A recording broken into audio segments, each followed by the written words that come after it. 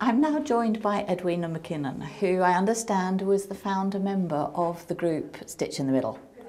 That's so right. When was that? That was just over 2 years ago, and I suggested to the local Yahoo group, that the Yahoo site rather, that I was looking to start a group. Like-minded people? Yes, wondered if anyone was interested in meeting up in Bromsgrove, which was fairly central, and obviously was open to anyone who lived in the Midlands.